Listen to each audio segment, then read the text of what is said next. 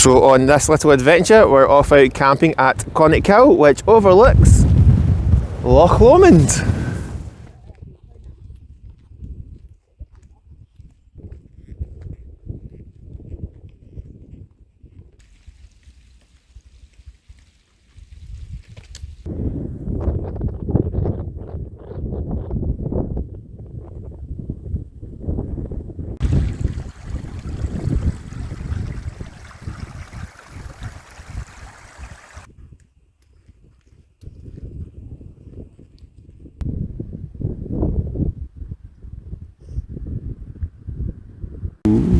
I can't believe the size of that tent. Right, we're playing.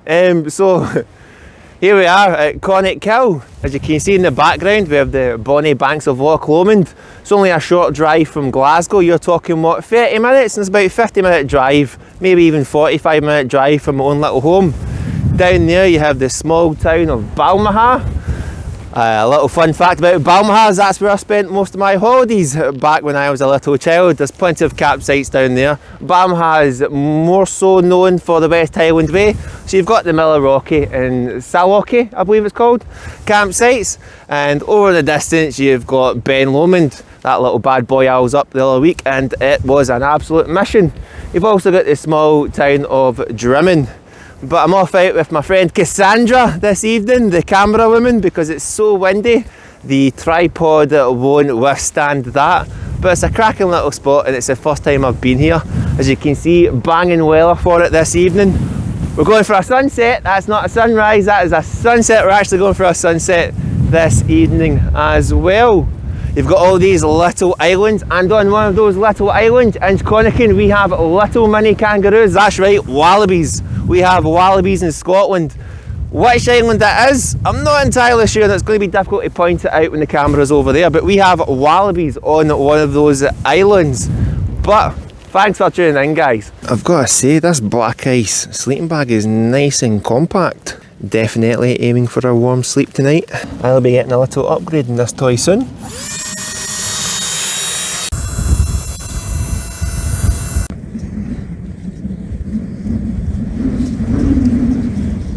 So I'm off out in the nature hike Cloud Peak 2. I've not had this bad boy out in a while, and I was aiming for comfort, what with the excess space and phenomenal headroom. I mean, I'm sitting down at the edge and my head's still not touching the roof of the tent.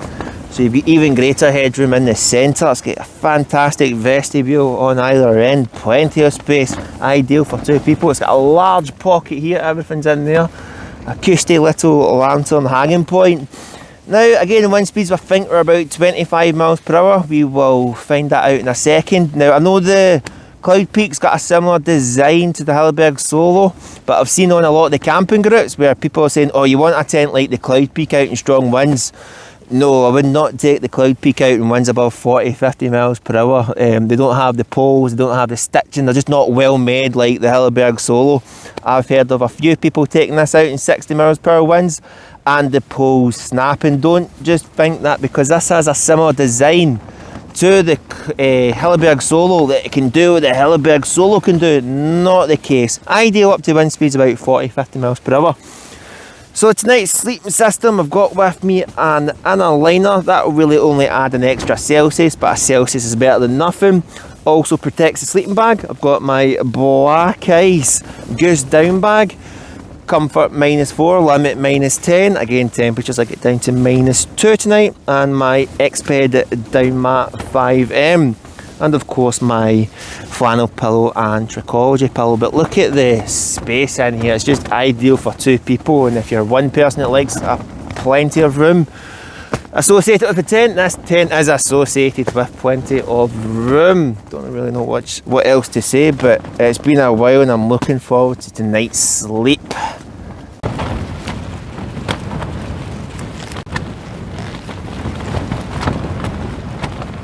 So Cassie's got with her the Fjallraven,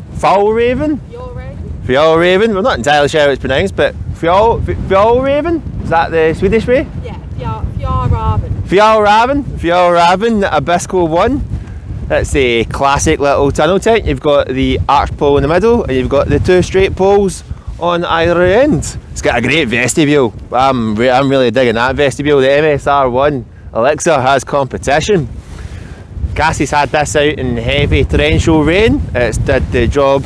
It's held up to the task. It's done her proud.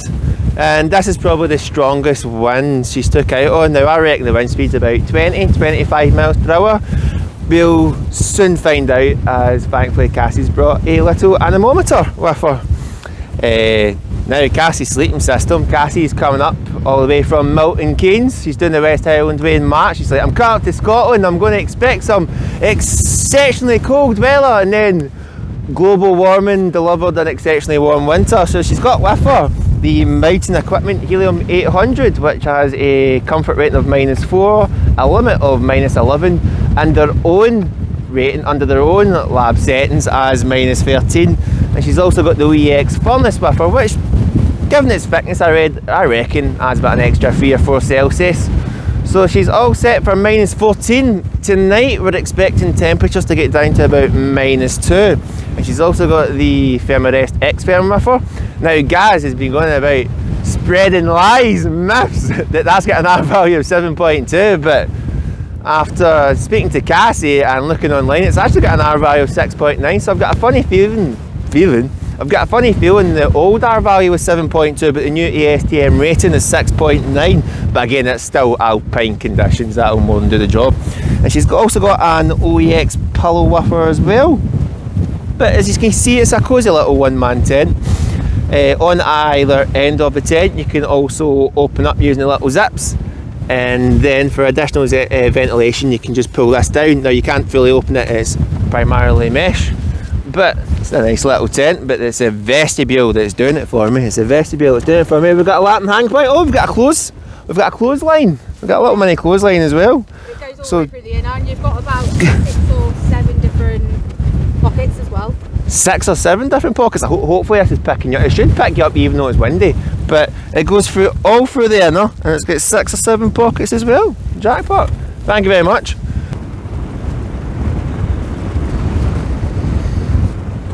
So that bad boy in the distance there's Conic Hill. It's around 360 metres in elevation. We also have the Campsie Fells, and across from the Campsie Fells we have the Kilpatrick Hills, unknown territory for me. And through that little valley there, you'll eventually come to the city of Glasgow. We've also got Ben Lomond in the distance as well. But we're running low on light. It took us 4 hours to get here. Cassie, she's down the West Highland Way, so we took plenty of breaks. But it was a gorgeous walk in.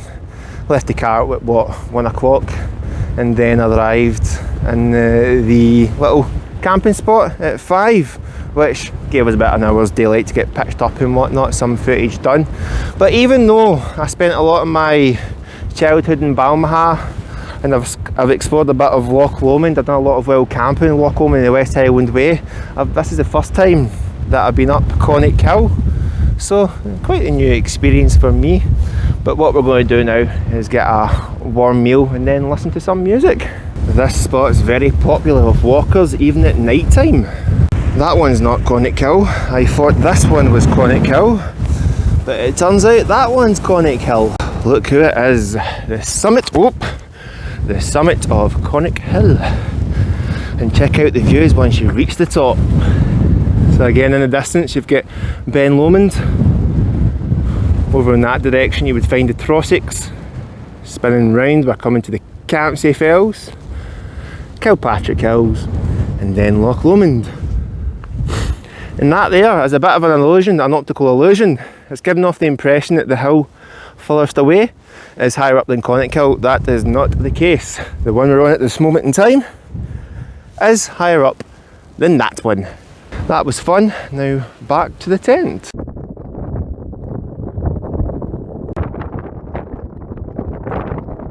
That's one thing, my phone does have really good night mode. Your phone's not... It's got really good night mode, or it doesn't have really good... really good night mode.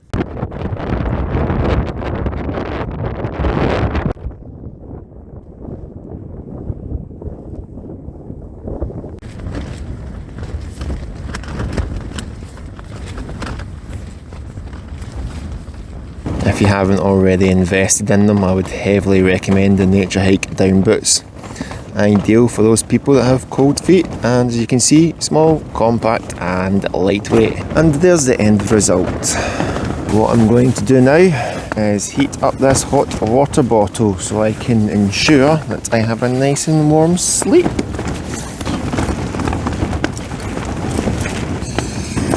There we go.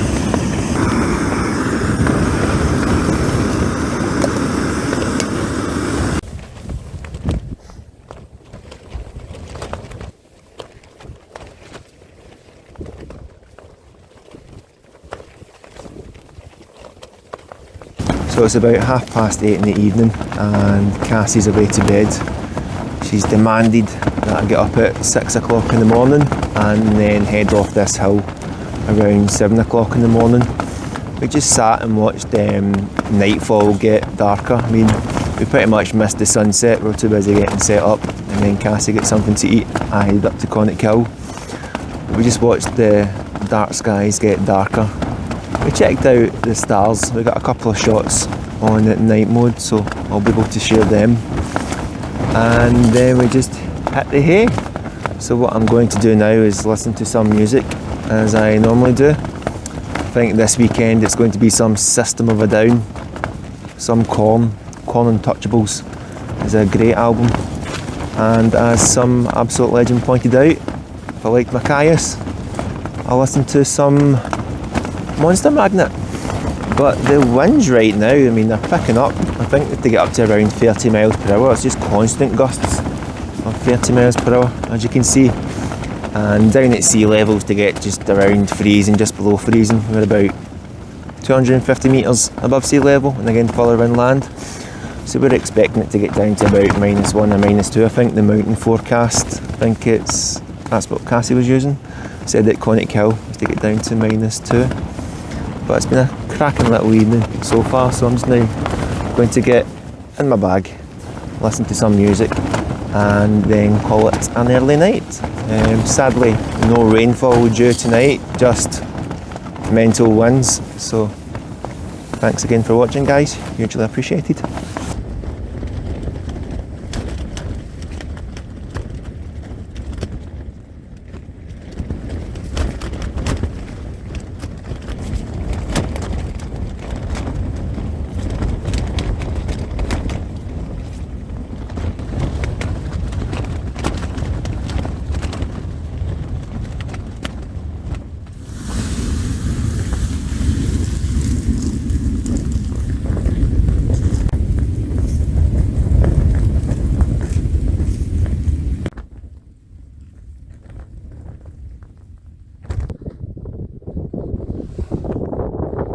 What a sleep that was last night.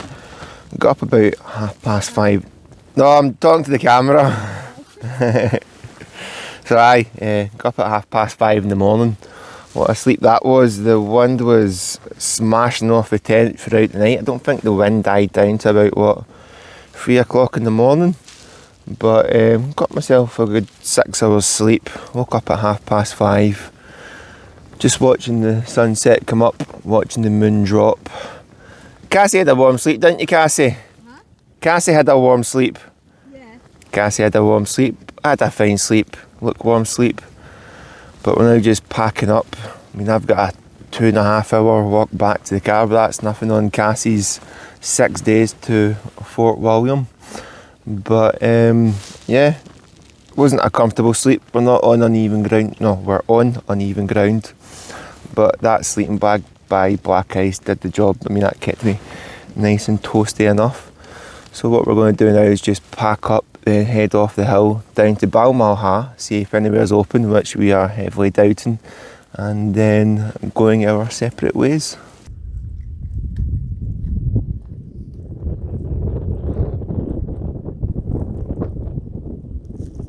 How was your sleep last night? It was good. It was good. Warm. Where's your next trip? Is it? Inversnaid. Inversnaid. So she's got it easy.